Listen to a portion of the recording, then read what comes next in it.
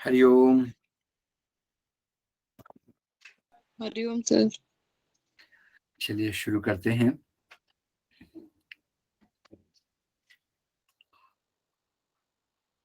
आंखें बंद कर लें।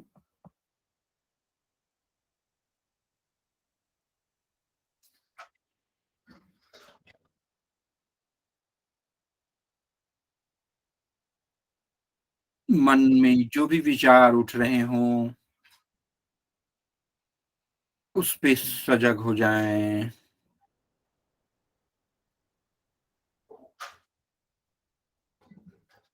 बिना रोके टोके जो भी विचार उठ रहे हों उनको आने भी दें और जाने भी दें।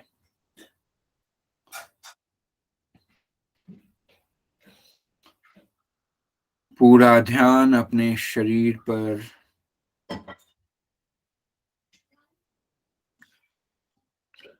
श्वास की गति पर ध्यान दें।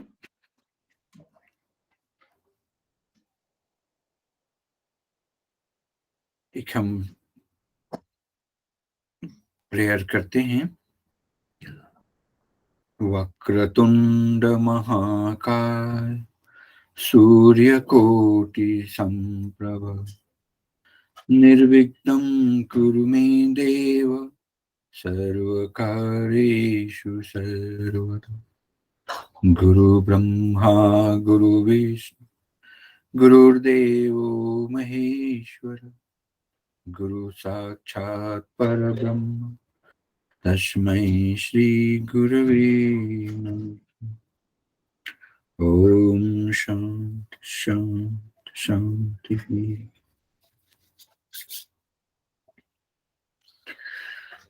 धीरे से अपने शरीर और परिसर के प्रति सजग होते हुए मुस्कुराते मुस्कुराते अपनी आंखें खोल सकते हैं। तो आज हम बहुत जल्दी से जो हमने अभी तक इम्पोर्टेंट श्लोक हैं भगवद गीता के एक बार देख लेते हैं और फिर से क्विज पे जो हमने पिछली बार किया था उसको फिर से रिवाइज कर लेते हैं एक बार, है ना।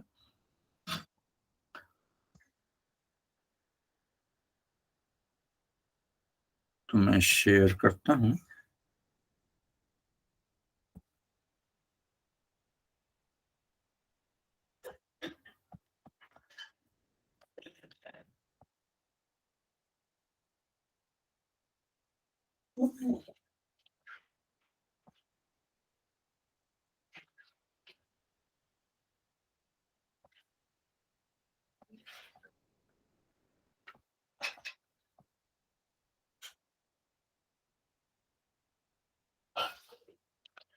मेरी स्क्रीन दिख रही है सबको? जी सर। और मेरी आवाज भी ठीक से आ रही है ना? जी। ओके, तो ये हमारा सिलेबस है। तो हम बहुत जल्दी से अभी भगवद गीता पर सीधे पहुंचते हैं। भगवद गीता का सामान्य परिचय तो सबको पता है ना। मुख्य क्या है, कितने श्लोक की संख्या कितनी है बताएं कोई? 700 वेरी गुड। कहाँ से लिया गया है? भीष्म पर्व। भीष्म पर्व से महाभारत के हाँ, एक एक करके बोले। भीष्म पर्व 23वें से 40वें अध्याय के बीच से 40वें लिया गया है अध्याय तक, बस। महाभारत अच्छा। के। इसके रचयिता कौन है? महर्षि वेदव्यास। महर्षि वेदव्यास जी। बस इतना काफी है। तो अभी हम चलते हैं। ये क्वेश्चन पे बाद में आएंगे, अभी हम सीधे चलते हैं। क्या क्या इम्पोर्टेंट है हमारे श्लोक जो हमने पढ़े थे वह रिवाइज कर लेते हैं। सबसे पहले तो योग की परिभाषा वाले जो 4 श्लोक हमने याद किए थे, सबको याद होगा अभी तक। तो ये कौन सा जी अध्याय सर, था? लेकिन सर वो जो आपने युक्ताहार विहारस्य वाला बतलाया था उसको तो मेन साधक तत्व में करके लिया जाता है ना। हाँ ठीक है, उसको ऐसे भी लिखते। देखिए उसका अच्छा अभी आते हैं उसके ऊपर, है ना। हाँ, तो ये इसका तो समत्वम योग उच्यते, है ना। ये याद रखना है, पूरा श्लोक याद रखें, बहुत बढ़िया है, याद रखना चाहिए। और दूसरे अध्याय के 48 पे है ना। यहाँ पे क्या है, योगा कर्मशु कौशलम।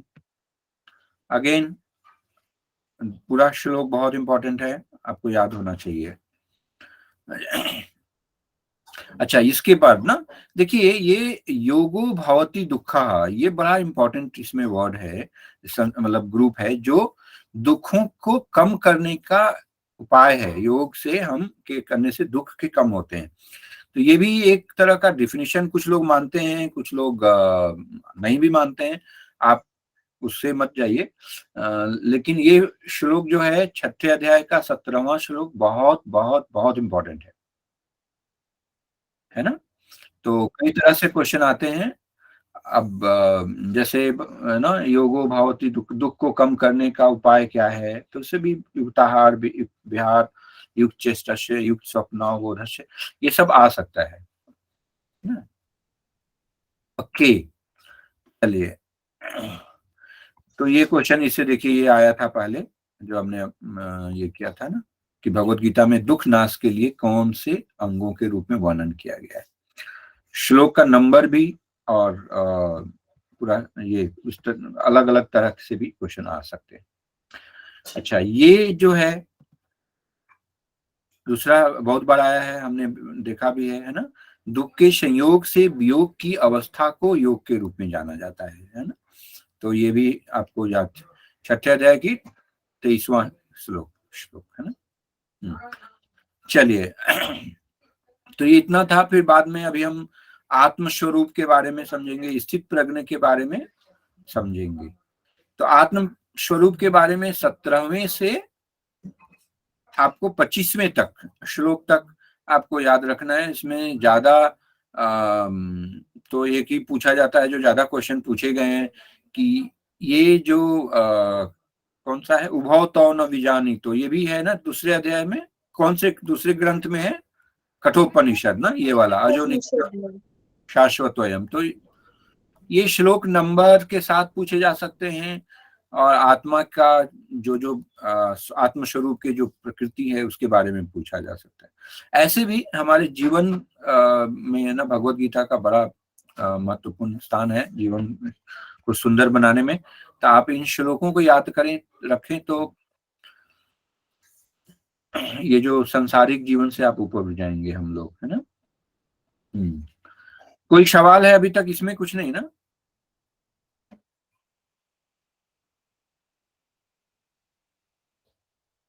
हाँ, उसके बाद स्थित प्रज्ञ के बारे में तो बहुत सारे क्वेश्चन आए हैं, है ना। क्या क्या उसके हैं, प्रजाहाति अदा का मान, ये सब बहुत इंपॉर्टेंट श्लोक है, आप जरूर याद कर लीजिए। एंड दुखेश विघ्न मना, ये तो और भी, ये भी इंपॉर्टेंट है। तो ये सब जगह से पूछे जाते हैं, कई तरह से पूछे जा सकते हैं ना। देन ये श्लोक भी है ना, जो अनासक्त रहता है शुभ फल की प्राप्ति में हर्षित नहीं होता। ये ऐसे श्लोक हैं जो हर जगह कई बार आए हैं, किसी न किसी अलग अलग तरीके। इसके आगे हाँ, यहाँ पे कुर्म का जो ये किया गया है, कुछ कुर्म के साथ उसको समानता दिखाई गई है, तो इसको ये याद रखना है। ये तो आया ही है क्वेश्चन बहुत बार। हाँ, ये दूसरे अध्याय का 62 से 64, 62, 63, ये दोनों श्लोक जो हैं बहुत बहुत इंपॉर्टेंट है। ये क्रम से पूछे जाते हैं कई बार। ये सबको याद हो गया है ना?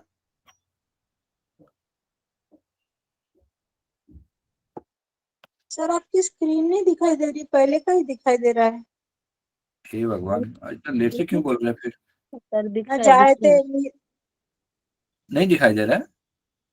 दिख रहा है सर, दिख रहा है। सर कटिंग दिख अजून रही है है ना, श्लोक नंबर नहीं दिख रहा। वो ओहो, दूसरे एक मिनट। श्लोक नहीं दिख रहे सर, जो आप बोल रहे हैं ना, सिर्फ ये अजन एवं शाश्वत है पुराण, वही श्लोक। ध्याय तो विश्राम पुंसाम दिख रहा है सर, सेकंड का 62 है। हाँ, लोगों को आपका शायद लगता है नेट का प्रॉब्लम है क्या? पता नहीं। अभी देखिए, आपके स्क्रीन में दिख रहा है, जिनको नहीं दिख रहा था। दूसरे अध्याय का 62 है ये। अब दिख रहा है सर। अभी दिखा? अच्छा अच्छा। कुछ तो क्या मालूम नहीं। यदि ठीक है रोक यदि नहीं दिखे तो रोक दीजिए। मैं तो कुछ बोल आगे बढ़ रहा हूँ, बहुत तेजी से आगे बढ़ रहा हूँ ना, क्योंकि पूरा सब एक साथ ही खत्म करना है 10 क्लास का, है ना। क्योंकि आपके लिए समय भी नहीं है और बहुत सारे क्वेश्चन और भी सब्जेक्ट आपको पढ़ने हैं। भगवत गीता से 3 से 4 सवाल आते हैं ज्यादातर, अभी तक तो एवरेज में ऐसे दिखा, है ना। तो ये क्रम सबको याद है ना। पहला क्या है? सर पहले वाले श्लोक से करेंगे तो सबसे पहले तो मोह सॉरी नहीं हाँ, आसक्ति होगी, उसके बाद क्रोध विषय होगा, का चिंतन, उसके बाद आसक्ति। विषय का पहले चिंतन होगा, विषय का चिंतन, ध्याय फिर तो ना, ध्याय तो मतलब ध्यान, उसमें आपका चिंतन हुआ। फिर आसक्ति होगी, क्रोध होगा। कामना होगी, इच्छा होगी उसकी ना। अब ये मेरा स्क्रीन नहीं दिख रहा क्रम वाला? दिख रहा है सर। हाँ, तो ये क्रम याद रखिए आप, है ना। मोह के बाद, मोह हो गया तो क्या होगा? सर फिर स्मृति उसकी भ्रम हो जाएगी, स्मृति भ्रम हो जाएगा, स्मृति भ्रम होगी। हाँ, उसके बाद उसके बाद बुद्धि बुद्धि नाशना नष्ट हो जाएगी, हो जाएगी, और उसके उसके बाद बाद उसका उसका पतन हो पतन हो जाएगा। जाएगा, है ना। तो यहाँ पे जो क्रम है वो 5 ही लिखा हुआ है ना, उसके आगे का क्या है? मोह के बाद स्मृति भ्रंश, मोह के देन बाद बुद्धि नष्ट, उसके बाद पतन।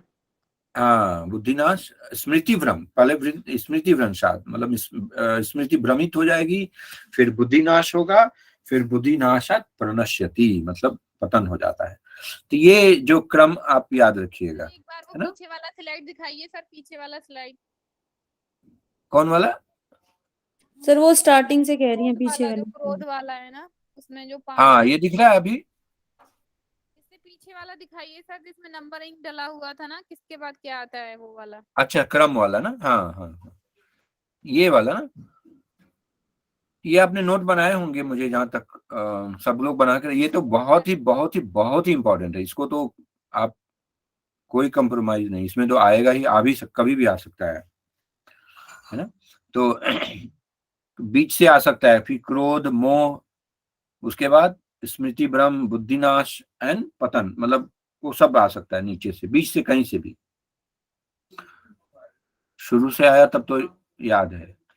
तो इसलिए श्लोक जो है वो दोनों 63, 62 एंड 63 याद रखेंगे तो आपको अचानक आप उसको क्रम बैठा सकते हैं ना। चलिए आगे बढ़े। तो स्थित प्रज्ञ के बारे में कुछ और है जो मैंने बस लिखे हैं, है ना, जिसमें नाव को दूर तक, यहाँ पे नाव से ये किया गया है, उसकी तुलना, है ना, कैसे प्रचंड वायु अपने तीव्र वेग से इंद्रियाना, अनियंत्रित इंद्रियों को कैसे, किसे तुलना किया गया है? अनियंत्रित प्रचंड वायु के से, है ना। और नाव को मन के साथ, नाव है जो उसको मन के साथ उसका तुलना की, मतलब उसको जोड़ा गया है, और बुद्धि का विनाश कर देती है ऐसे, है ना। अनियंत्रित इंद्रियां तीव्र प्रचंड वायु एंड तीव्र वेग से। ओके, ये तो ज्यादा उतना नहीं है, बट याद रखिए तो अच्छा है। हाँ, चलिए आगे बढ़े। उसके बाद सांख्य योग के बारे में तो पता हो गया ना। सांख्य योग मतलब प्रकृति एंड पुरुष के बारे में, है ना। दूसरे अध्याय को सांख्य योग क्यों कहते हैं? क्योंकि प्रकृति एंड पुरुष के बारे में चर्चा है ना? चर्चा की, हाँ? प्रकृति पुरुष के बारे में चर्चा की। चर्चा है, हाँ। तो सांख्य योग, सांख्य जो दर्शन है उसके हिसाब से प्रकृति एंड पुरुष का भी। अच्छा, अभी हम कर्मयोग के बारे में देखते हैं। तो ये दूसरे अध्याय का 47 श्लोक है, वो तो बहुत ही फेमस है, सबको पता है। तो ये एक है जो इम्पोर्टेंट है। उसके बाद तो उन्होंने बताया कर्मयोग के बारे में, किसको किसकी रुचि होती है कर्म के युग में? ज्ञानियों की रुचि चिंतन में होती है, कर्मयोग की जो रुचि कर्म करने में होती है, उनके लिए है जिनकी रुचि कर्म करने में, कर्मयोग है ना। तो ये बहुत सारे हैं। इसमें सबसे इंपॉर्टेंट जो है वो 3 तरह के कर्मों के बारे में है। कहाँ है? कर्म अकर्म विकर्म। विकर्म, हाँ वो बहुत इंपॉर्टेंट है, अब याद रखना इसको। हाँ ये से, अच्छा ये वाला भी बहुत इंपॉर्टेंट है, क्रम से आ सकता है। कर्म की, प्राणियों की उत्पत्ति अन्न से, अन्न की उत्पत्ति वृष्टि से। ये श्लोक नंबर कौन सा है? 15, 14, 15 है ना। तो ये आप भी ध्यान रखना, 14, 15 भी याद रखना। तो इसके जो क्रम है वो प्राणियों की अन्न से, अन्न की उत्पत्ति वृष्टि वर्षा से, वृष्टि की उत्पत्ति यज्ञ से, यज्ञ की उत्पत्ति शुभ कर्म से, शुभ कर्म से, शुभ कर्म की उत्पत्ति ब्रह्म से, अक्षर से, ब्रह्म की उत्पत्ति यज्ञ में सर्वत्र व्यापी ब्रह्म है। तो ये क्रम जो आप याद नोट कर लीजिए, तीसरे अध्याय का 14 और 15 दोनों श्लोक नंबर है ना, बहुत इंपॉर्टेंट हो सकता है। देन राजा जना की ये सब तो खैर वो है।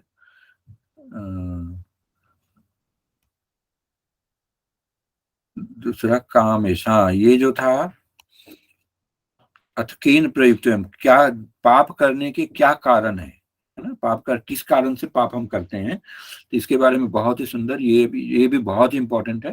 कामेश क्रोधेश है ना, तो ये आप याद रखिए, रजोगुण समुद्भव, तो ये भी बहुत इंपॉर्टेंट है, आ सकता है। उसके बाद क्या होगा, अभी देखो कहीं पे ना एक दूसरे आगे पढ़ेंगे तो 3 को शत्रु बताया है, काम को, क्रोध को, और तीसरा कौन सा है? लोभ सर। लोभ, हाँ लोभ सर। यस लोभ, यस। लालच। तो ये भी आगे श्लोक में आया है, तो ये तीनों जो है बहुत इंपॉर्टेंट, कभी भी आ सकते। बट काम एश, क्रोध एश, रजोगुण समुद्भव, ये इंपॉर्टेंट है, याद रखना। फिर अभी देखो ये भी एक क्रम वाला है ना। अभी रजोगुण से पैदा हुआ काम और क्रोध, पाप कराने वाला पेट, गर्भ ढका हुआ झिल्ली से, आग में धुएं से। शीशा जो है, मिरर जो है धूल से ढक जाती है ना, जब धूल ढका रहता है, तो ज्ञान जो है काम वासना से ढक जाती है, तो हमको उसका आभास नहीं होता है ना। सर श्लोक नंबर कितना चाहिए? श्लोक नंबर है 38, 39। धूमेन आवृयते है ना, आवियते, धूमेन आवृयते वाहिनी। सो ये भी याद आप नोट करके रखना, इसको क्रम से याद रख लेना, ठीक है ना। इम्पोर्टेंट है सर, उसको एक बार रिवाइज करवाते जाइए सर। क्या क्या फिर से? अभी इम्पोर्टेंट बता रहे हैं वो सर। हाँ वही, अब श्लोक नंबर में मैं जंप कर रहा हूँ क्योंकि अदरवाइज नहीं होगा कंप्लीट ना। तो आपने तो पहले पढ़ा है ना वीडियो, तो उसको जस्ट वो पार्टिकुलर श्लोक नंबर आप नोट कर लीजिए, फिर से याद पढ़ लीजिए एक बार, है ना। तो नोट कर लिया सब लोगों ने ना, 39, 38 एंड 39 अध्याय का, है ना।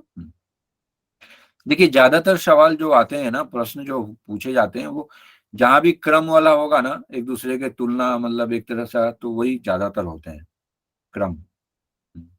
और श्लोक नंबर वाला तो पूछे जा सकते हैं कहीं से भी। अच्छा, और ये कहाँ गया, हाँ कौन श्रेष्ठ किससे है, ये भी बहुत इंपॉर्टेंट है, तीसरे अध्याय का 42 है ना। इंद्रियां जो है हमारे स्थूल शरीर से श्रेष्ठ हैं, और इंद्रियों से कौन है उत्तम?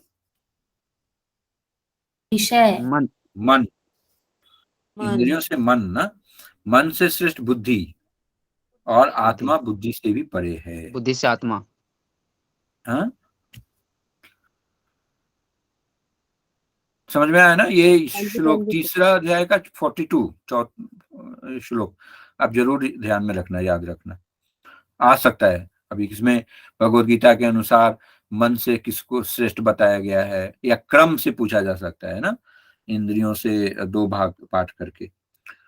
तो ये बहुत इंपॉर्टेंट है, ये तो सबको पता है, कॉमन सेंस भी है, तो आ ही जाएगा सब। ठीक ना। अभी दिख रहा है ना मेरा स्लाइड, मेरा जो अभी मैं तीसरे अध्याय का 42 श्लोक में हूँ, सबको दिख रहा है ना वही अध्याय? हाँ सर दिख रहा है।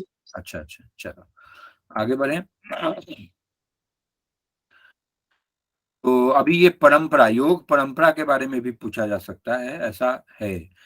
तो कौन किसको, किसने कब, क्या क्रम था, है ना।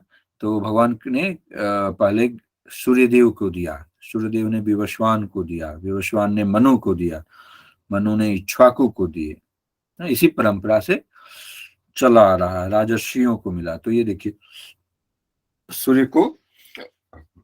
सूर्य ने मनु जी को, मनु जी ने ऋक्ष्वाकु को, परंपरा से राज ऋषियों को मिलता रहा है। ये भी एक तरह का बन सकता है क्वेश्चन। ये तो सबको याद ही होगा, ऐसे ही मैंने ले लिया था। फिर अभी देखिए, जो कर्म, इसमें देखिए 4 वर्णों की चर्चा की, रचना की गई है, यहां भी है, बाद में भी आएगा, है ना। तो उसके बारे में को जो सकाम कर्म फल जो है वो शुभ अशुभ एंड मिश्रण वाले होते हैं, है ना। तो अभी देखिए, मैं आता तो कर्मों के प्रकार, हाँ यहाँ पे था ना, ये चौथे अध्याय का 17वां, कर्म विकर्म एंड अकर्म।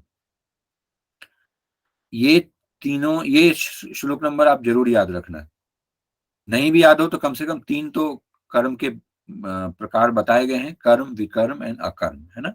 इसको तो आप समझ के रखना है। अभी देखिए, ये स्लाइड बहुत इंपॉर्टेंट। तो कर्म के क्रिया जो है, क्रम के जो प्रकार हैं वो 3 हो गए। गुण के अनुसार सात्विक, राजसिक एंड तामसिक हो गए। एंड वर्ण के हिसाब से जो बताए गए हैं, वर्ण क्षत्रिय के, ब्राह्मण के कर्म अलग होंगे, क्षत्रिय के कर्म अलग होंगे, वैश्य के, शूद्र के। तो ये 18वें अध्याय में बताया गया है। गुण का जो भी 18वें अध्याय में, चौथे अध्याय में 3 तरह के होता है। और कर्म फल कितने हैं? कर्म फल के हिसाब से क्या बताया गया है? 4 सर।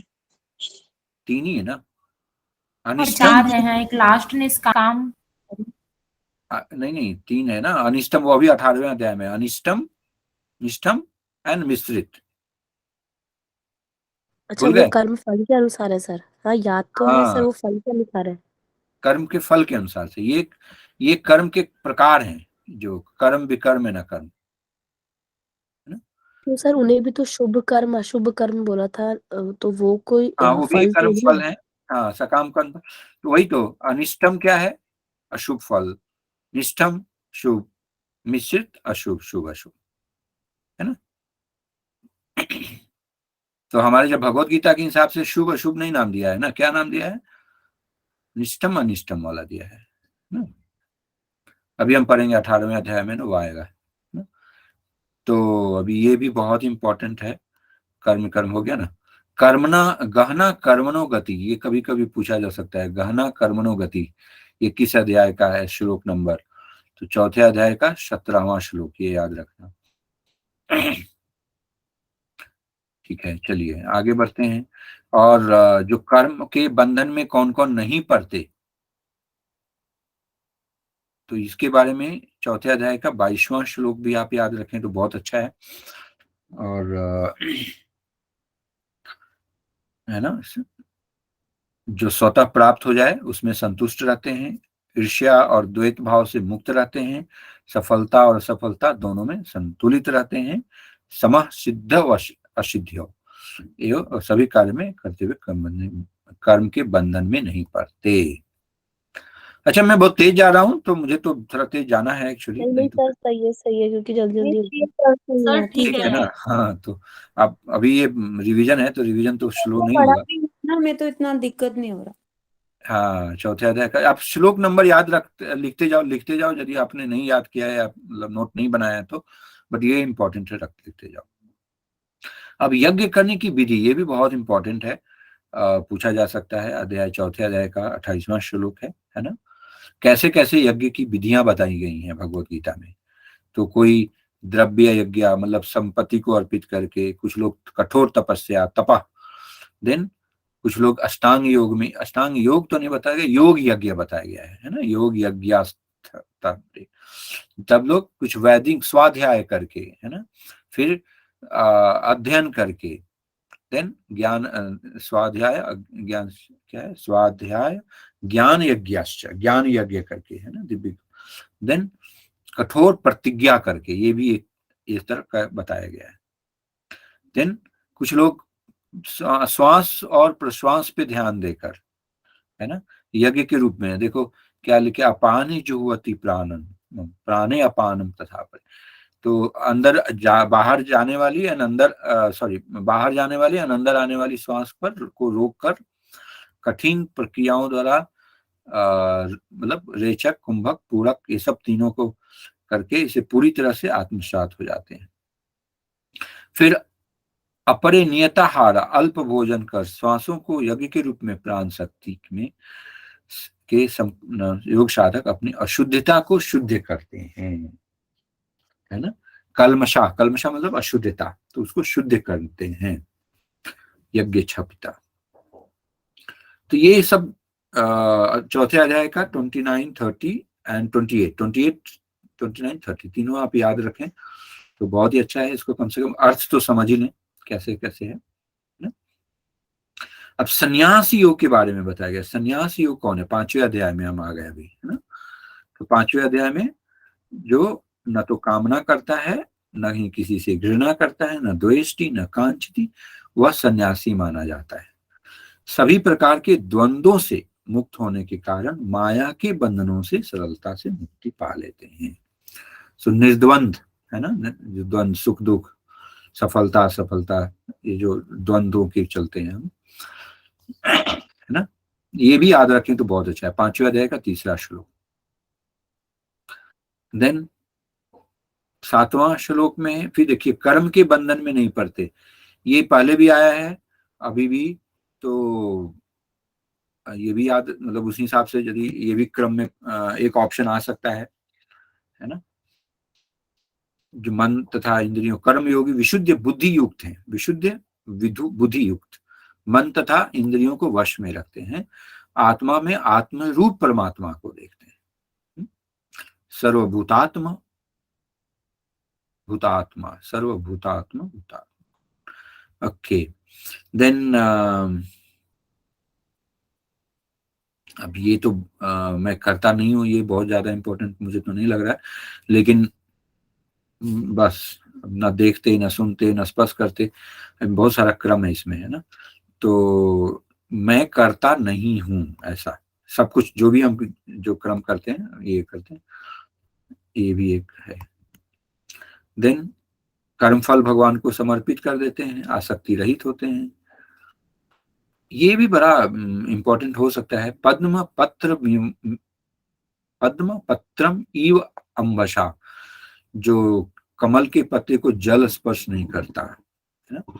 तो ये भी एक श्लोक, इंपॉर्टेंट श्लोक है मेरे हिसाब से, याद रखिए। सर कहने का मतलब है कि संसार में रहते हुए भी संसार से लिप्त नहीं होते। यस, तो पाप कर्म से अछूते नहीं रहने के लिए, मतलब से हमको कर्मफल को समर्पित कर देना है, आसक्ति रहित होकर कर्म करना है, बस ना। उसको तुलना मतलब दिया गया है कि पद्म पत्र से, जैसे कमल के पत्ते को, तो जहां भी एक तुलनात्मक वाला होता है ना, वो श्लोक इंपॉर्टेंट हो जाता है, ऐसा माना जाता है। चलिए आगे बढ़े। हाँ, ये तो उतना इम्पोर्टेंट नहीं है। हाँ, ये है, देखिए, ब्राह्मण गाय, ये वाला 5वें अध्याय का 18वां श्लोक भी आप याद रखना। क्या क्या सच्चे ज्ञानी समदृष्टि में देखते हैं, किसको किसको? ब्राह्मण को, गाय को, हाथी को, कुत्ते को और चंडाल को। ये पांचों को याद रखना, आपको याद है। समदृष्टि, समदृष्टि से समदर्शिना, है ना। तो जो ज्ञानी महापुरुष हैं वो भगवत गीता के अनुसार क्या, किसको किसको समदृष्टि में देखते हैं, समान रखते हैं। तो कुछ भी ऑप्शन आ सकता है, 2, 3 कुछ, है ना। जैसे गाय हो गया, हाथी हो गया, कुत्ता हो गया, या और एक और दूसरा ऑप्शन आ गया, या तो 2 ही का आया, और अब आपको ये करना है BCD ABC ABE, है ना। तो ये क्रम भी याद रखना है। ब्राह्मण गाय, इसमें देखो ब्रह्मणे गवी हस्तिनी, है ना, क्रम लिखा हुआ है, देखो, ब्रह्मणे गवी हस्तिनी। उसके बाद शून्य मतलब कुत्ता, और स्वपाक जो है चंदा। ओके, ये मुझे तो भगवत गीता का हर श्लोक बड़ा अच्छा लगता है, लेकिन आप जितना भी हो, समदृष्टि में स्थित हो जाता है, वो क्या करता है, जीवन और मरण के चक्र से मुक्ति पा लेते हैं। अभी देखो, काम क्रोध वियुक्ता नाम, ये भी बंधन से मुक्ति हो जाते हैं। कौन कौन? जो काम क्रोध वासनाओं पर विजय पा लेते हैं। चलिए आगे देखते हैं।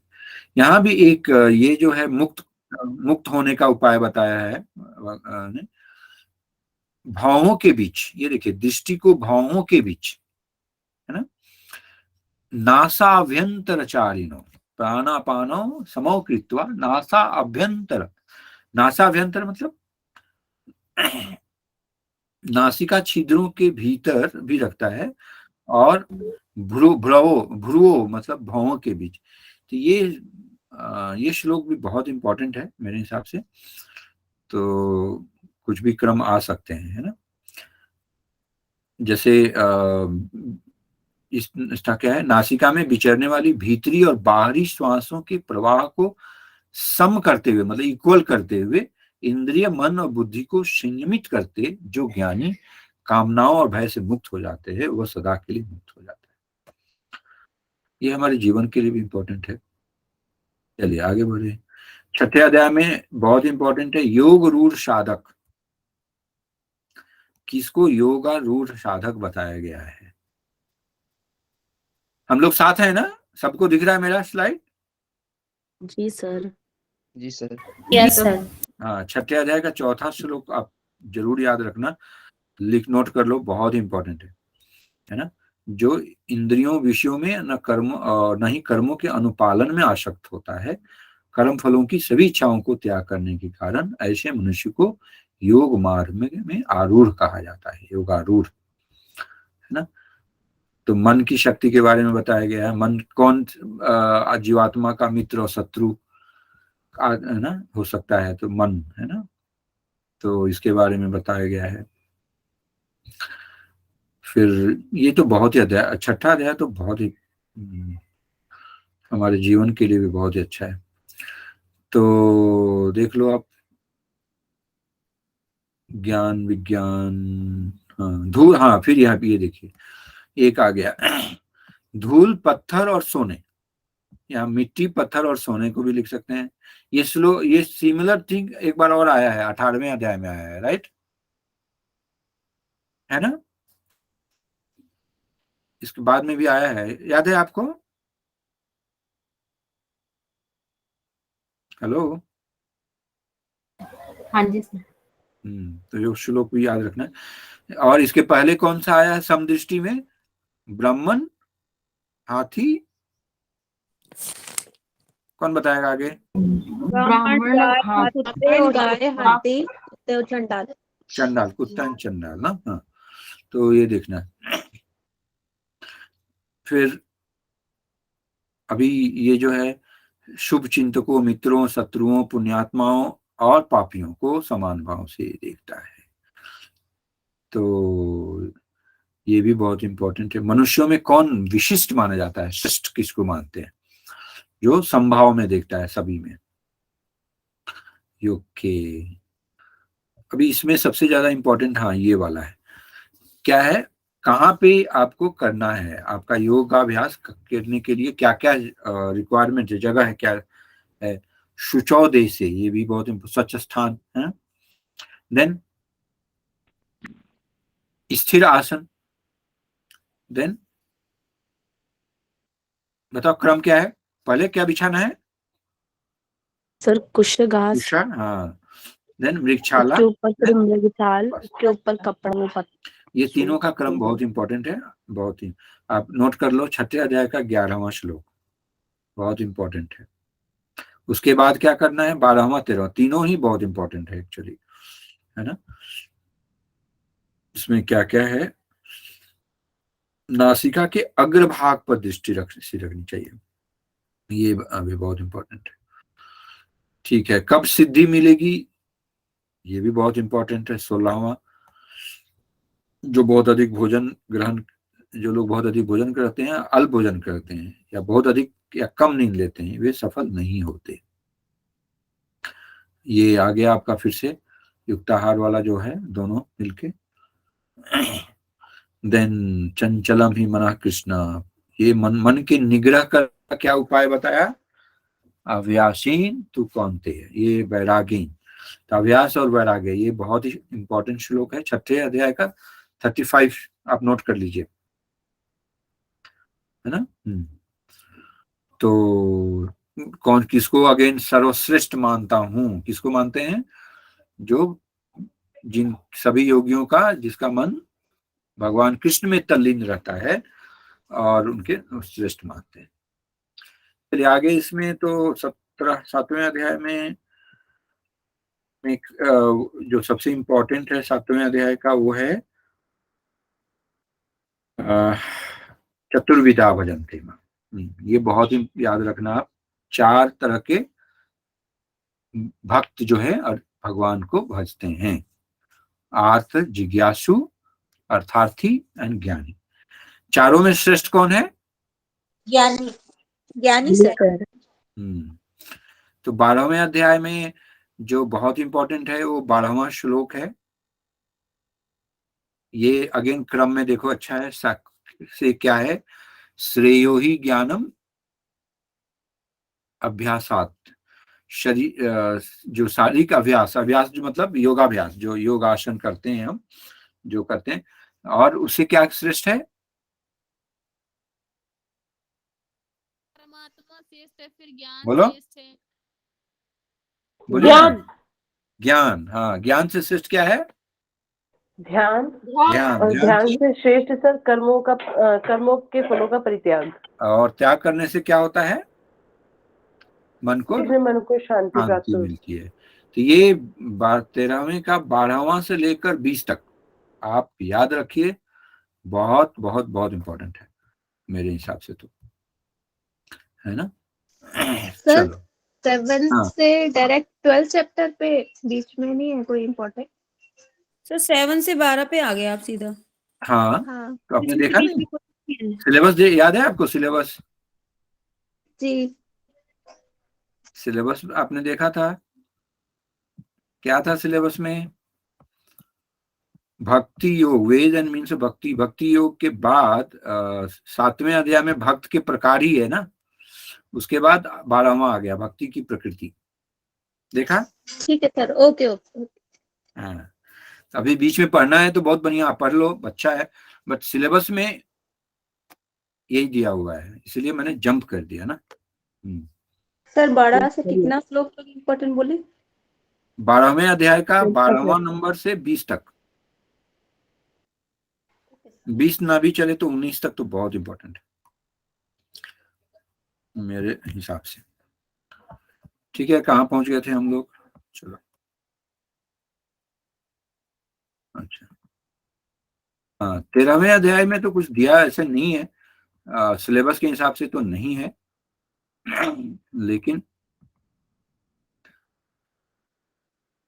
आ गया। हाँ, इसमें जो इम्पोर्टेंट है क्षेत्र एंड क्षेत्रज्ञ, किसको कहते हैं? क्षेत्र किसको कहते हैं? प्रकृति पुरुष सर, और क्षेत्र जो शरीर है और वो जीवात्मा है या आत्मा। हाँ, क्षेत्रज्ञ जो है शरीर का ज्ञाता कहा जाता है। तो ये जो है इसके बारे में है चर्चा, समस्त शरीरों के कर्म क्षेत्रों को भी ज्ञाता हूँ।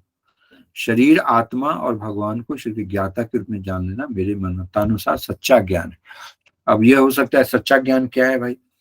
तो जो क्षेत्रज्ञ को जानता है और शरीर, आत्मा, भगवान को शरीर के रूप के ज्ञाता के रूप में जान लेता है ना। 13वें अध्याय का थर्ड, सेकेंड एंड थर्ड, तो दूसरा एंड तीसरा आप याद कर लें तो बहुत अच्छा है। बाकी तो सिलेबस के हिसाब से कुछ नहीं है इसमें, है ना।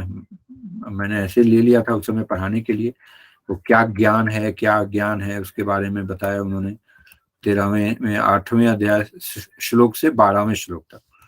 बट आपको पढ़ना है, पढ़ लेना मेरे हिसाब से। हाँ, उसके बाद ये भी बहुत इंपॉर्टेंट है कि कौन किस योनि में जन्म लेता है ना।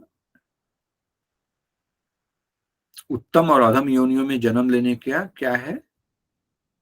अच्छा, वो आएगा किस में आएगा? 17वें में आएगा शायद। सतोगुण, रजोगुण, तमोगुण में आएगा ना उसमें। ओके, 13वें अध्याय का तो चलो आगे बढ़े हम, इसमें ज्यादा नहीं। अच्छा, ये इंपॉर्टेंट है गया 14 अध्याय। 14 अध्याय का 5वां श्लोक आप जरूर याद रखना, है ना। ये तो सबको याद ही होगा, सत्वगुण रजोगुण तमोगुण, है ना। तो सत्वगुण होने में क्या होता है, प्रकाश करने वाला है और पुण्य कर्मों से युक्त है। सुख क्या देता है, सुख आत्मा में सुख और ज्ञान के भावों के प्रति आसक्ति उत्पन्न कर उसे बंधन में डालता है। ये तीनों गुण बंधन में डालते हैं, बट ये सुख और ज्ञान के भाव को देता है। तो ये आप याद रखना, 5वां 6ठा 7वां। रजोगुण में क्या होता है, वो प्रकृति मोह है। देखो रजोगुण की प्रकृति मोह है ना, राग है। राग मतलब रजोगुण। कभी कभी हम लोग कंफ्यूज हो जाते हैं ना, मोह से को हम लोग तमोगुण मान लेते हैं। तो रजोगुण का है प्रकृति मोह।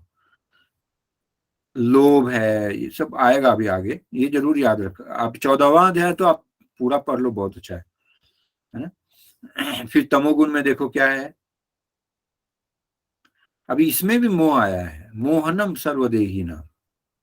तमोगुण जो अज्ञानता के कारण उत्पत्ति दे रहे के लिए मोह का कारण है, इसमें भी मोह है। ऐसा कैसे? सर वो रजोगुण में सर लोभ बोलते हैं ना, वो हाँ, लोभ की लोभ तो वजह से है, सब लोभ भी कार्य है, बट करते यहाँ पे हैं। देखो रजोग रागात्मकम।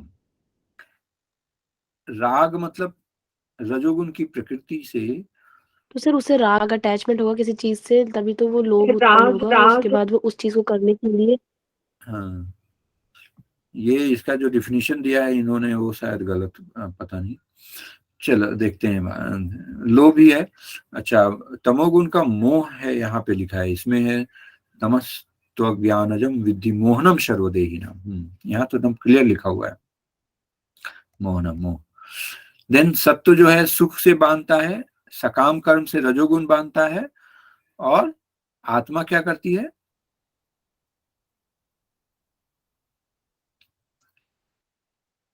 आत्मा प्रमाद से बांधती है। ये तमोगुण से मैं आत्मा को तमोगुण प्रमाद से बांधती है। प्रमादे, प्रमादे का अर्थ यहाँ मोह दिया हुआ है। ओके, ये तो उतना इम्पोर्टेंट नहीं है ये। हाँ, ये था ना, जब सत्वगुण की प्रधानता होती है तो लोग ऋषियों के ऐसे ऊंच लोक में जाते हैं, है ना, उत्तम विदाम लोकान। रजोगुण और तमोगुण से मुक्त होता है। फिर रजोगुण की प्रभुता वाले सकाम कर्म करने वाले लोगों के बीच जन्म लेते हैं, कर्म संगीषु जायते। और जो तमोगुण से होते हैं वो मूढ़ योनि में जाते हैं। मूढ़ योनि मतलब पशुओं का, ऐसा बताया गया। तो ये याद रखना आप। सतुगुण के कर्म जो है शुभ फल देते हैं, रजोगुण के पीड़ादायक होते हैं, तमोगुण के अंधकार में। तमसा फलम दुखम अज्ञानम तमसा फलम। कार्यों के परिणाम अंधकार है। नोट कर रहे हो ना, 16 14 15 16, ये बहुत इंपॉर्टेंट है, ये हमारे सिलेबस में है। हाँ, यहाँ ही देखो, सत्वात संजायते ज्ञानम। सत्वगुण से ज्ञान उत्पन्न होता है, रजोगुण से लोभ, रजसो लोभ एवच प्रमाद मोह। प्रमाद एंड मोह तमोगुण से होते हैं और भ्रम उत्पन्न होता है। ठीक है, ये याद रखना। फिर वही बात है, पिछले जो उच्च लोक में जाएंगे सतोगुण वाले, रजोगुण पृथ्वी लोक में, तमोगुण नरक लोक में जाते हैं साथ। अब गुणातीत के बारे में बताया गया है, ये भी बहुत इंपॉर्टेंट है, याद रखना। आप 20 श्लोक 14वें अध्याय का 20 नंबर। तो गुणातीत को क्या होता है, अब अर्जुन पूछ रहे हैं, जैसे स्थित प्रज्ञ के बारे में पूछा था वैसे ही पूछा उन्होंने कि गुणातीत के लक्षण क्या है। तो आप 14वें अध्याय का 22 23 24 25 ये याद रखना। हाँ, फिर देखो यहाँ आ गया, मिट्टी के ढेले पत्थर और सोने के टुकड़े में, है ना। ये पहले भी आया था।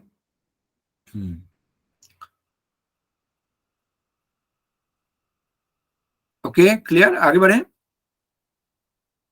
तो सर ये इम्पोर्टेंट है Yes, sir. 24 to 25 में। हाँ, गुणातीत के बारे में पूछा उन्होंने, तो आपको ये श्लोक याद रहेंगे, या श्लोक याद नहीं है तो इसके जो अर्थ याद हैं, तो आप आंसर दे पाएंगे ना, जी सर। है कि नहीं? ये देखो 22, 23, 24, 25 गुणातीत, कौन कौन से गुणातीत के लक्षण क्या है उसके बारे में, है ना।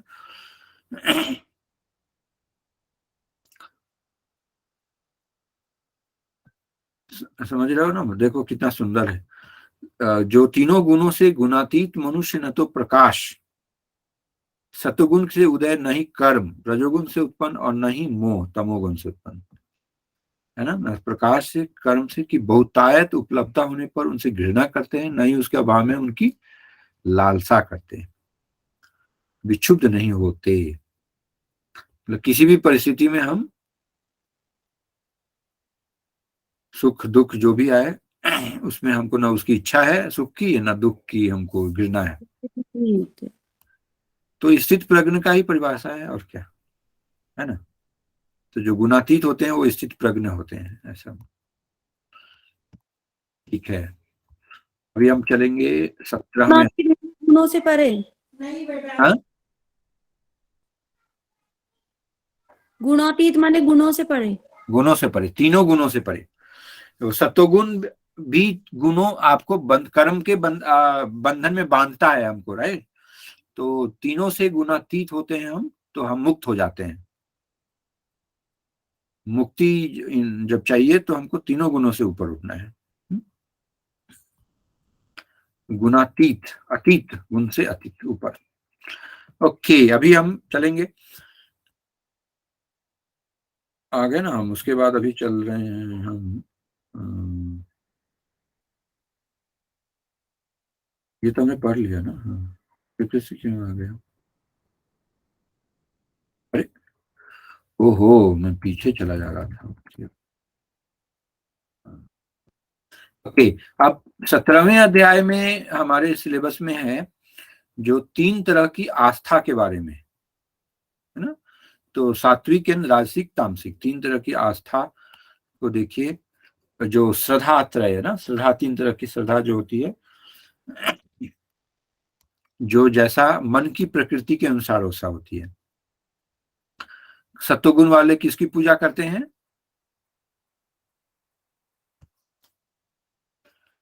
देवता की। देवताओं की। हाँ, 17वें अध्याय की चौथा श्लोक भी बहुत इंपॉर्टेंट हो सकता है, आ सकता है। रजोगुण वाले यक्षों और राक्षसों की, और तमोगुण वाले भूतों प्रेतात्माओं की। तो ये 17वें अध्याय का चौथा श्लोक आप याद रखना है। 3 तरह के आहार, है ना, ये बहुत इंपॉर्टेंट है। 8वां श्लोक 17वें अध्याय का, आयु सत्व बल आरोग्य, है ना। तो ये आप याद रखना। फिर 9 नंबर भी याद रखना, ये रजोगुण के हैं, उससे क्या होता है, पीड़ा दुख तथा रोग उत्पन्न होते हैं। देन तमस वाले लोग जो होते हैं उनको कैसे होते हैं, 10, ये याद रखना। 8, 9, 10 17वें अध्याय का। 3 तरह के यज्ञ जो हैं 11, 12, 13 में है, वो कैसा होता है, तो ये भी याद आप ध्यान में रखना। 3 तरह की तपस्या, 17वां श्लोक, 18वां एंड 19, है ना। ये आप खाली अर्थ भी समझ के रखिए तो अच्छा है। 3 तरह के दान, है ना, राजसिक। तो ये जो है आपको ये सिलेबस में है। 16वें अध्याय और 17वें अध्याय, 18वां अध्याय, ये दोनों में सिलेबस में कुछ अलग से लिखा हुआ नहीं, केवल अध्याय का नाम लिखा हुआ है। समझ रहे हो? सर एक बार 17वां अध्याय का बता दीजिए रिपीट करके। आप श्लोक नंबर याद कर लो, नोट कर लो पहले। सर ऐसे लिखवा देते हैं। देखो 17वें अध्याय में क्या है, श्रद्धा, है ना। श्रद्धा त्रय विभाग, त्रय मतलब 3। तो अभी 3 तरह की आस्था को तो पता ही है, सत्वगुण, रजोगुण, तमोगुण। अब उसके अलग अलग सब के तरह के वो उन्होंने बताए हैं, किस तरह का तो भाई आप पूजा करने की, जो पूजा करते हैं वो तीनों गुण वाले किसको किसको करते हैं। देन आहार, खाना, जो भोजन हम करते हैं वो किस तरह के होते हैं, है ना।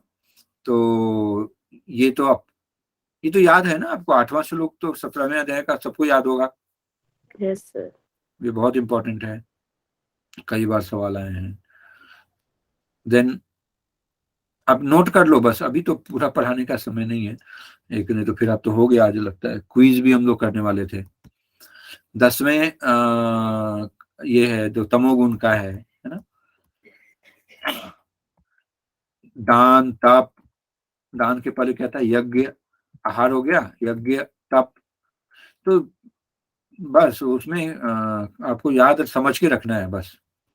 देन ये दान जो है 3 तरह के, ठीक है ना। 16वें अध्याय में आपको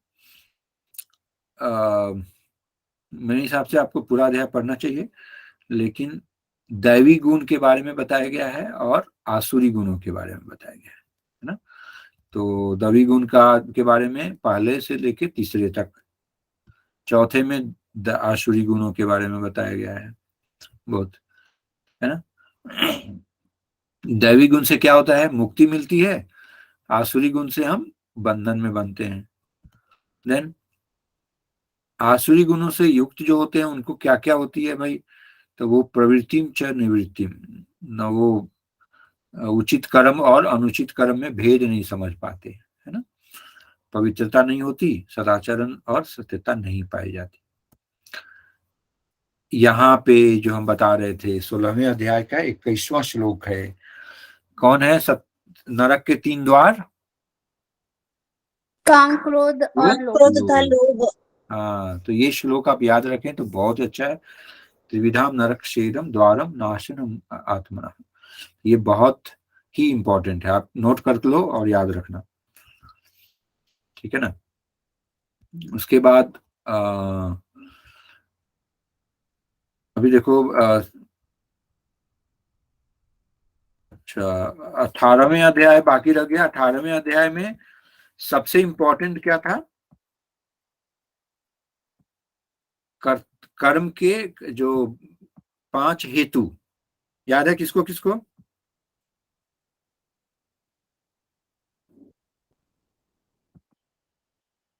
किसको याद है कर्म के 5 हेतु। सर क्या कर्म करता ज्ञानम। हाँ बताइए।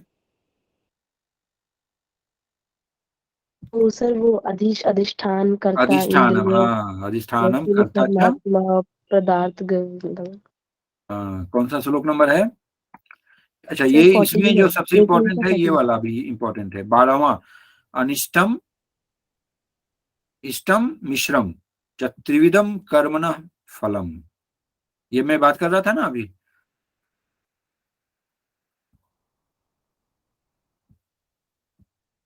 अनिष्टम, इष्टम एंड मिश्रम, तो ये श्लोक आप याद रखना।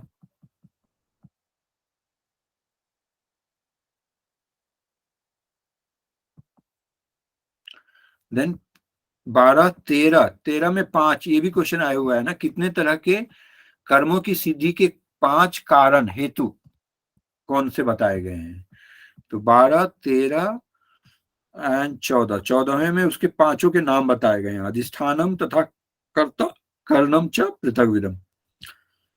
तो क्या क्या नाम हो गए, अधिष्ठानम क्या है, अधिष्ठानम मतलब जो कर रहा है हमारा शरीर, कर्ता तथा 5 प्रकार के करण, भिन्न भिन्न प्रकार के करण, जो इंद्रियां हैं, कर्मेंद्रियां हैं, ज्ञानेंद्रियां हैं, और अलग अलग चेष्टा, हमारा प्रयास, अलग अलग तरह से प्रयास। 5वां हेतु क्या है, देवता, है ना। तो देखो अधिष्ठानम के बारे में, जिसके आश्रय कर्म किए जाएं, जिन जिन इंद्रियों के नाम को करण कहते हैं, है ना, कर्ता। तो ये ज्यादा इंपॉर्टेंट था। और बहुत ही इसमें और कौन आया है,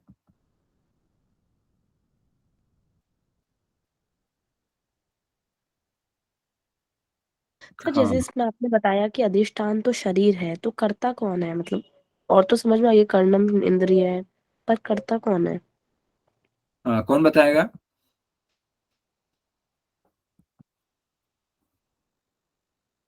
शरीर। सर वो तो शरीर तो अधिष्ठान है ना। कर्ता शरीर से ऊपर है ना, मैं आत्मा, जीवात्मा या मेरा मन या पुरुष।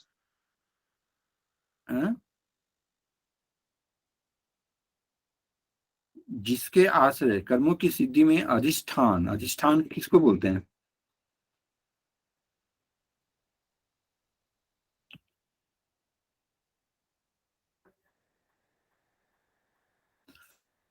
और बताइए कोई डिफरेंट मत।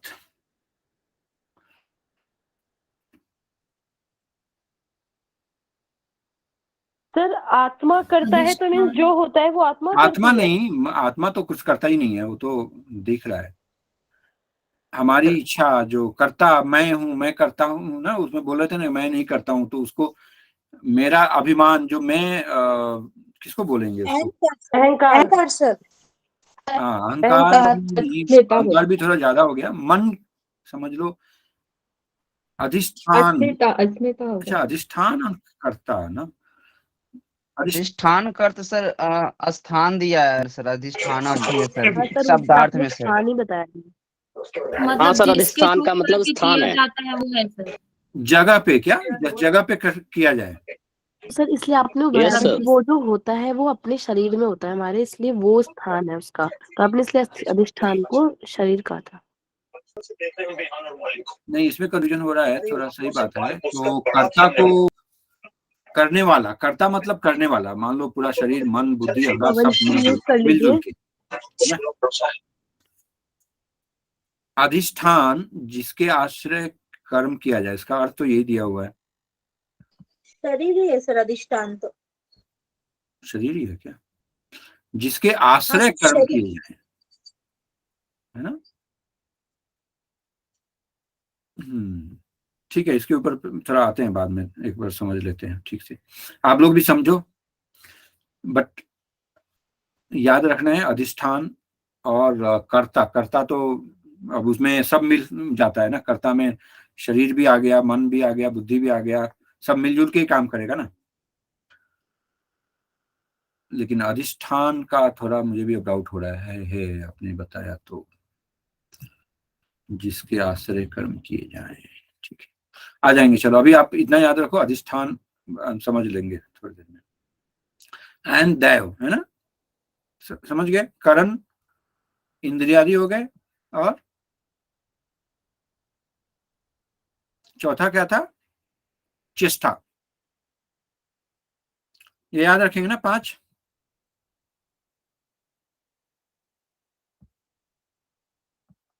सर ये कौन सा श्लोक है? 13वां ना? 14th है सर। 14 नहीं है, 13 है। 18 का 14वां है सर। हाँ, ये 14 है, 13 14 दोनों आप याद रखो। 13 में दिया है पंचेतानी, है ना, 5 तरह के कर्मों की सिद्धि के 5 हेतु बताएंगे। पंचतानी महाबाहु, ये तो बहुत ज्यादा बड़ा है ना, तो एक छोटा करते हैं। हाँ, पंचेतानी, तो ये इसे भी आ सकता है श्लोक। 5 है, और कौन कौन 5 हैं, तो इसके 5 के पंच नाम लिए हुए हैं।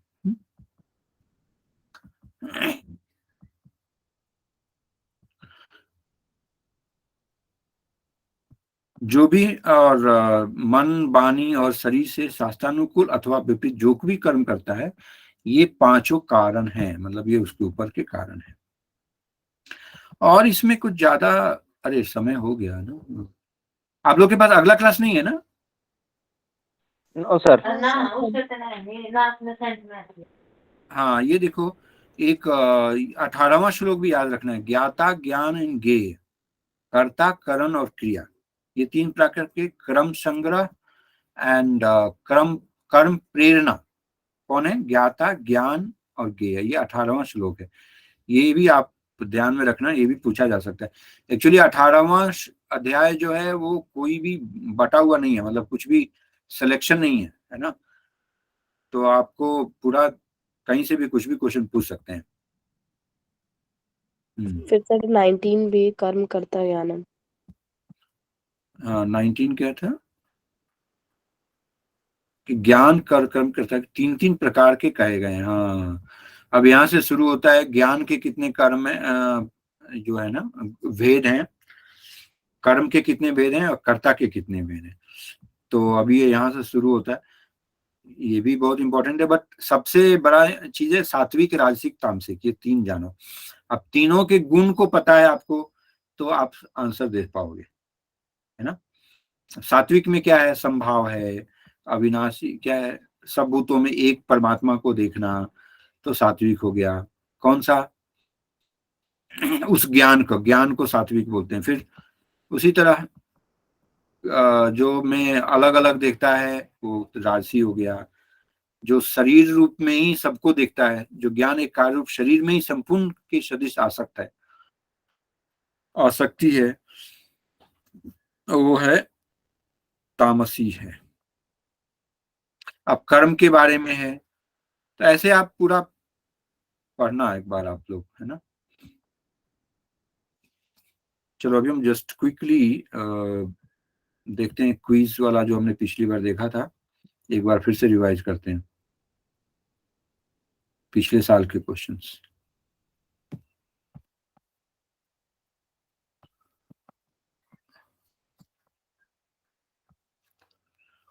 ये तो पता है सबको, जल्दी से बोलो कौन सा आंसर हो। सर तपस्वी और आचार्यों को, क्योंकि तपस्वी और ज्ञानी को बोला है ना। A और C तपस्वी और C ज्ञानी E is the answer, sir. A C E वो है तपस्विभ्यो अधिको योग काम, sir option B ACE। Correct. तपास सकाम कर्म करने वाले से, तपस्वियों से, शास्त्र ज्ञानियों से। बहुत ये तो आपको पता ही है। आगे बढ़ जाते हैं, इसमें पता है ना कौन सा बताएगा, जल्दी से बता दो। A D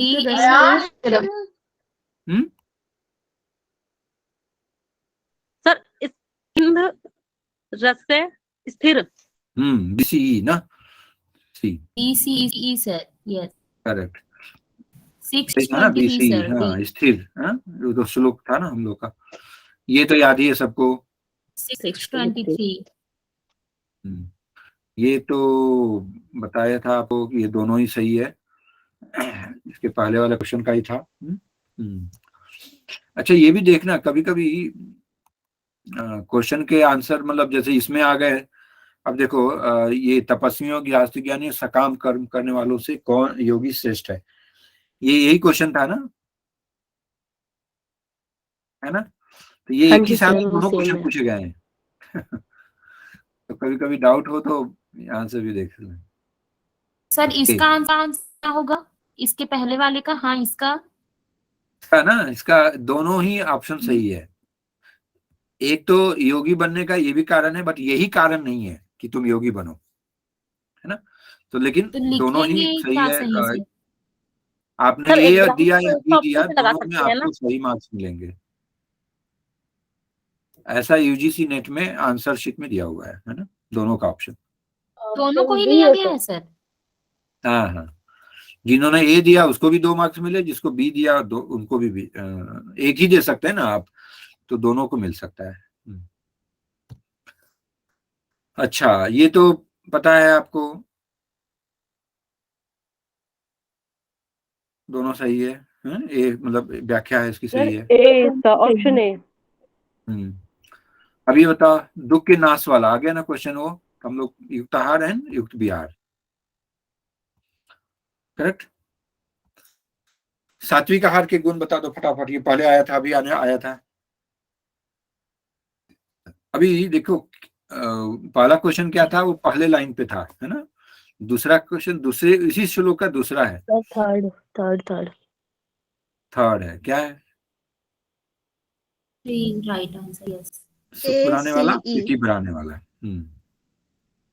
ये तो आपको याद ही है। हाँ, सत्व बल आरोग्य सुख वर्धन है। कौन सा सही होगा? Sir 4th number. सर 4 4 4। हाँ, स्थिति ये भी तो आपको ये तो पता ही है। इंद्र निग्रह का उदाहरण दिया गया है किससे? सर इससे पहले वाला पहले वाले हाँ, से ये तो फर्स्ट होगा सर, फर्स्ट होगा इसमें। सम्मोह पहले होगा ना, आसक्ति पहले होगी। सर इसे फर्स्ट होना चाहिए। हाँ, पढ़ो, श्लोक पढ़ो, याद करो, श्लोक याद करो। क्रोधात भवति सम्मोह। किन्होंने बोला? पहला वाला जो बोला किन्होंने बोला? जो बोले वो पढ़ो, श्लोक पढ़ो पूरा। साक्षी जी फिर लेट। हैं? पढ़ो पढ़ो, जल्दी पढ़ो। सर लेकिन क्रोध से सम्मोह होता है ना सर, तो क्रोध पहला होगा। क्रोधात, उसके बाद क्या होगा? क्रोधात भवति सम्मोह। हाँ, तो कहां से हो गया पहले समूह? समझ में आया? मैं देख पा रहा हूँ कि किन्होंने पहला बोला ऑप्शन। क्रोधात भवति सम्मोह। उसके बाद सम्मोहात, क्योंकि जो आपने वो सीक्वेंस सम्मोहात स्मृति विभ्रमात्। एक्सक्यूज मी सर, जब आपने सीक्वेंस लिखवाया था तो सर उसमें आपने आसक्ति पहले लिखवाया था, उसके बाद क्रोध, इसीलिए वो वाला बोल रहे थे। नहीं नहीं, तो आसक्ति सम्मोह अलग थोड़ी ना है। आसक्ति तो अलग है, सम्मोह अलग है। इसीलिए आप उत्पन्न होता है मोह। हाँ सर, समझ गए, ठीक है, आगे चलते सर आगे चलते ओके, आप देखो, आप कोई दूसरे का कर्म है तो श्लोक पे आप ध्यान रखो, याद रखो। देखो, वो क्रोधात भवति सम्मोह अपने आप आएगा। स्मृति सम्मोहात स्मृति भ्रंशात्, है ना? तो याद रखना है। चल, ये तो याद ही है, हो गया ना? कुर्म 3rd। अभी वही आ गया क्वेश्चन, उसी श्लोक से ये क्वेश्चन भी है। अभी बताओ आप जल्दी से, पहले क्या होगा?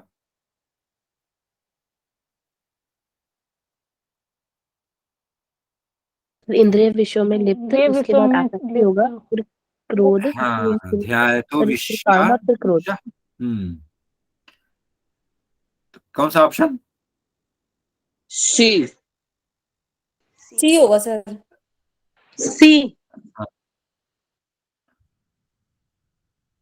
ये बताओ, कौन सा शांति को प्राप्त, स्थिति को प्राप्त नहीं करता है? ये तो हमने बताया था।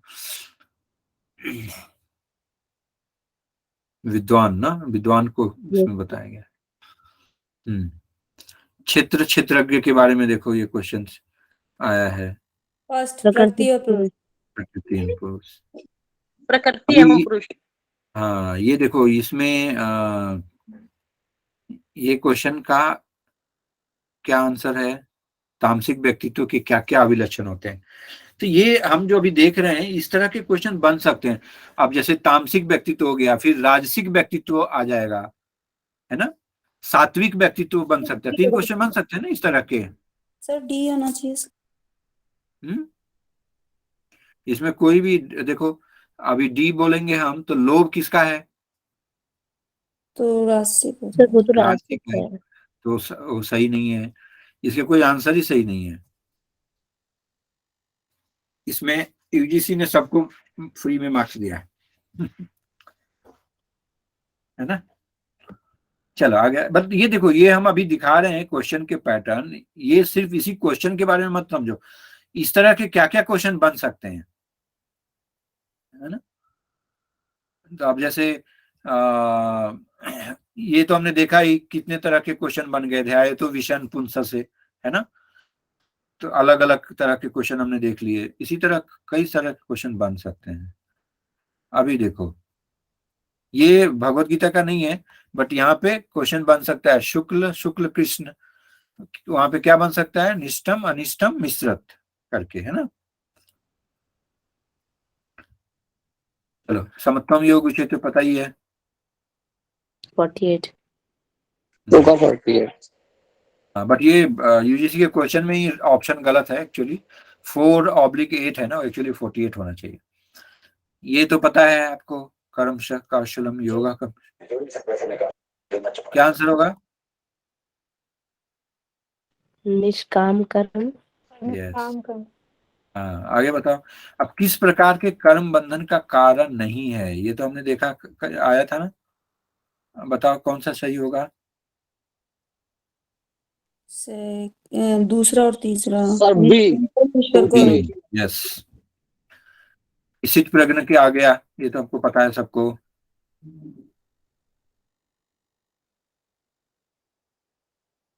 बताइए। सी होगा, सेकंड और 2 थर्ड। और 3 सर, सी आंसर 2 होगा। And C 3। 2 and 3। यस। इस कारण से योग्य सिद्ध नहीं होता।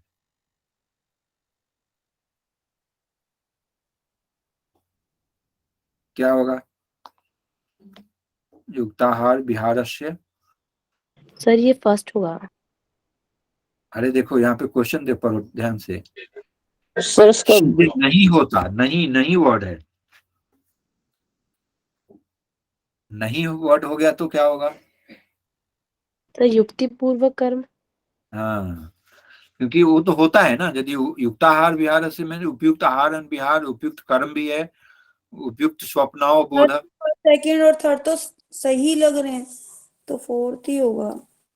हाँ हाँ, चलिए ये तो पता ही है आपको, आर्त जिज्ञासु अर्थार्थी ज्ञानी, भगवत गीता है ना। पर ये इसमें ये फोर्थ भी कैसे होगा, ये बताइए। उपयुक्त एंड युक्ति पूर्वक। युक्ति पूर्वक मतलब सोच समझ कर योजना बनाकर। हाँ, युक्ति पूर्वक मतलब आपने युक्ति लगाई कर्म में, वो उपयुक्त आहार विहार, उपयुक्त कर्म, जितना समुच्च उपयुक्त मतलब जो सही कर्म है ना। Okay sir. वो निष्काम सात्विक नहीं आहार की होगा। गुण देखो आ गया पहले, फिर से सेम क्वेश्चन। सी। अभी ये पहले वाला को फिर से आ गया, ध्याय तो विषान पुंसा वाला क्वेश्चन, ये तो पता है सबको, सेम क्वेश्चन है लगता है मुझे। हाँ इसमें नहीं, अलग अलग थोड़ा सा अलग है ना। सर इसका बी होगा आंसर, बी होगा करेक्ट। जैसे ही एक भी याद है ना पहले, तो संसारिक विषयों के बारे में सोचना, 4 नंबर सीरियल नंबर सबको ऑप्शन देखने की जरूरत नहीं है, एक भी ऑप्शन में क्रम में यदि रिपीट नहीं है, देखो 4 जो नंबर पहला नंबर है बी में, वो पहला है, वो किसी में रिपीट नहीं है, लेकिन 2-3 जगह यदि 4-4 होता तो हमको सोचना पड़ता कि अलग अलग। चलो ये तो याद ही है सबको, ये भी याद है, कठोपनिषद एंड भगवत भगवत गीता। सी होगा इसका। रजोगुण का क्या परिणाम है? गीता। लोभ। लोभ। हाँ, ये किसको कहते हैं? सर्वभूत हिते रताहा। भक्तियों में है सर वो। होगा। Yes yes. नास्तो विद्यते भाव, अमृतों के बारे में, किसके अमृतों के बारे में बोला है? आत्मा के। आत्मा। आत्मा के। हाँ ये देखो वही क्वेश्चन था 18वें अध्याय का, कर्म सिद्धि के कितने कारणों का उल्लेख है? 5 अभी तो पढ़ा। हाँ 5। फिर श्रेष्ठा की दृष्टि से देखो, ये आ गया ना 12वें अध्याय का 12वां श्लोक, क्या था? कौन बताएगा?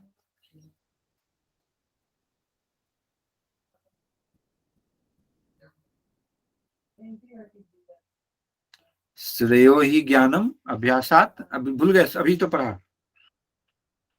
सर इसका आंसर ये होगा क्या? क्या डाउट क्यों है? नहीं सर, पूछ रही। श्रेयो ही, अब बताओ आप, श्लोक पढ़ो उसको, बोलो ना, 12वां अध्याय का 12वां श्लोक पढ़ो आप फटाफट। श्रेयो ही ज्ञानम। श्रेयो ही ज्ञानात, उसके बाद ज्ञानम अभ्यास हाँ, ज्ञाना तो ज्ञान के बाद ज्ञानम अभ्यास आ गया। विद्यते। अभ्यास हाँ के जी, पहले, अभ्यास पहले आया, फिर बाद में ज्ञान आया ना। ज्ञान से, आया। अभ्यास से ज्ञान श्रेष्ठ है, उसके बाद ज्ञान से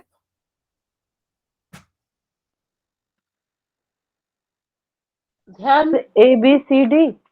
हाँ वो मतलब B। हाँ नहीं, अरे सर हाँ, इसका आंसर ये AC वाला था। नहीं नहीं, ये ऐसे गलत है, यही बोला था। ये गलत है। फिर ABCD होना चाहिए ना। श्रेयो ही ज्ञानत, वही है ना। ज्ञान से अभ्यास से, ये अभ्यास है, अभ्यास से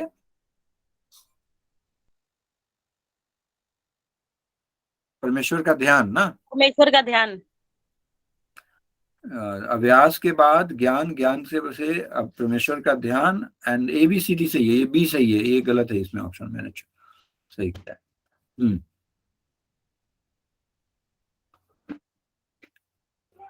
इसका तो पता ही है, कुशाघास, चर्म एंड कपड़ा, है ना। पहले वाले का आंसर याद है? कुशाक पहले हम क्या बिछाते हैं? सर कुशावास, उसके ऊपर फिर वो वो उसकी खाल, कपड़ा, हाँ खाल, उसके बाद कपड़ा। हाँ, ये तो पता ही है, योग का शब्द क्या है, BND। मनोनिग्रह का ध्यान का अभ्यास है। मनोनिग्रह का साधन क्या बताया गया? वैराग्य होना चाहिए। अभ्यास एंड वैराग्य। वैराग्य। ये हमने पढ़ाई है पहले, अजो नित्य शाश्वतम, कठोपनिषद एंड भगवत गीता। BNC। चलो इतना ही था। ये अभी तक के जितने सारे क्वेश्चन, ये सब क्वेश्चन है 2017 से 2022 तक जो भी आए हैं, सब है इसमें, है ना।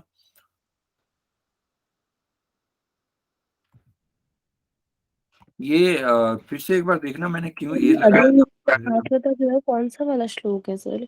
कौन वाला? लास्ट वाला जो था किसका? सर, ये भगवत गीता और ये जो था लास्ट सर ये वाला। 12वां श्लोक है, जो ये था ना ABCD वाला 12वां हाँ श्लोक है।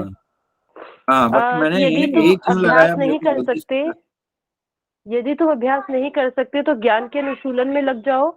लेकिन लेकिन ज्ञान से श्रेष्ठ ध्यान है, और ध्यान से श्रेष्ठ कर्मों के फलों का परित्याग है, हाँ, क्योंकि ऐसे ABCD त्याग से सही है ना। मनुष्य को मनुष्य की शांति प्राप्त होती है। सर वो कठोपनिषद और जो भगवत गीता वाला है, उसका मैं पूछ रही हूँ कि वो कौन सा श्लोक है जो इसके भी नेक्स्ट पेज पे लास्ट है सर? नेक्स्ट मिनट, अजो नित्य, ये वाला अजो नित्य शाश्वत है, हम पुरानो। सर आप याद है, भूल गए? दूसरे अध्याय का कौन सा श्लोक है ये? तो श्लोक तो याद नहीं है ना। दूसरे अध्याय का, अब देखो, 17वां दूसरे अध्याय का ये 20वां श्लोक है। 20वां। देखो, आप ध्यान से देखो, दूसरे अध्याय का ये 20वां श्लोक है, देखो, दिख रहा है? जी हम्म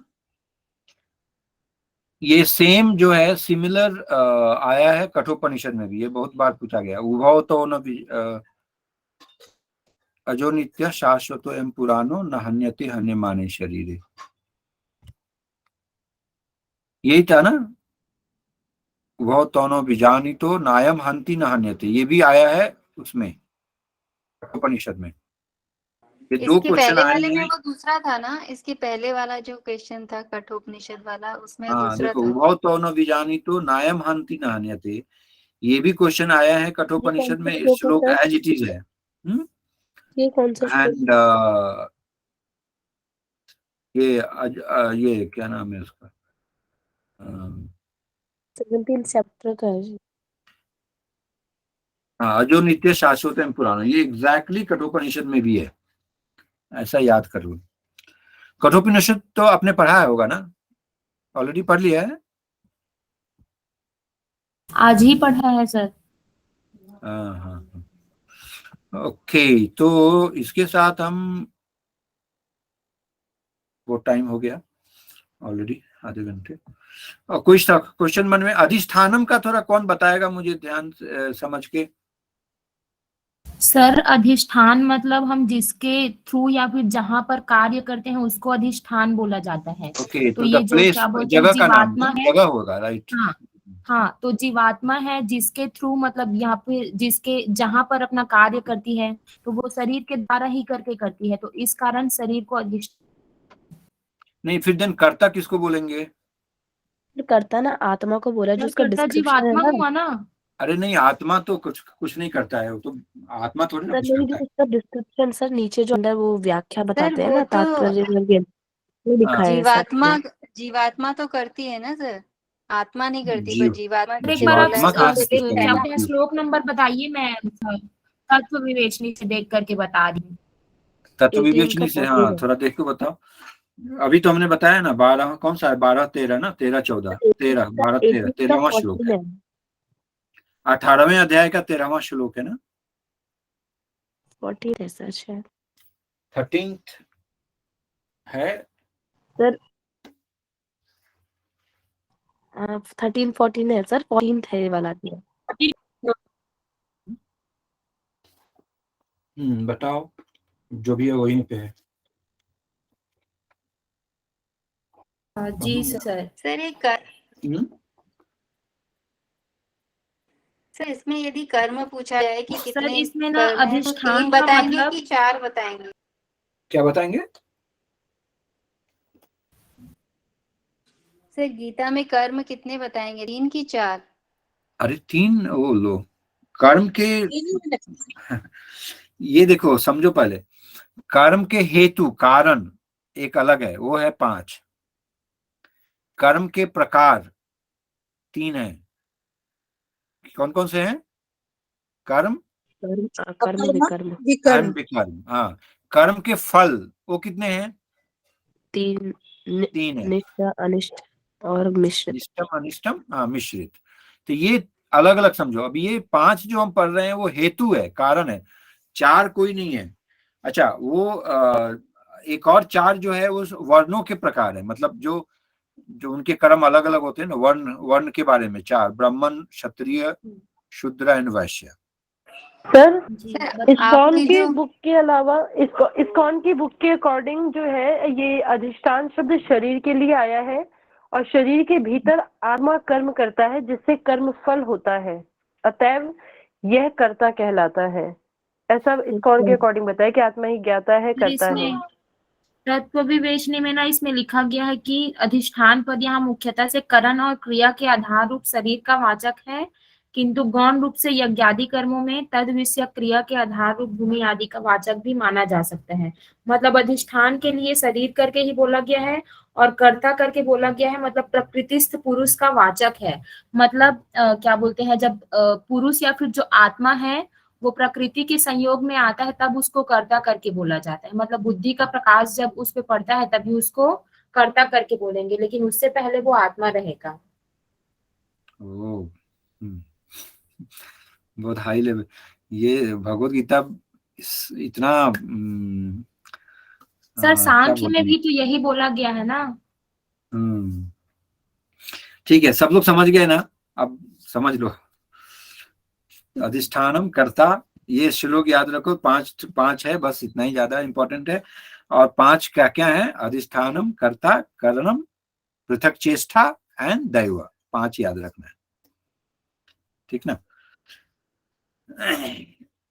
ओके, और wish you all the best. सबको बहुत बहुत मेरी शुभकामनाएं।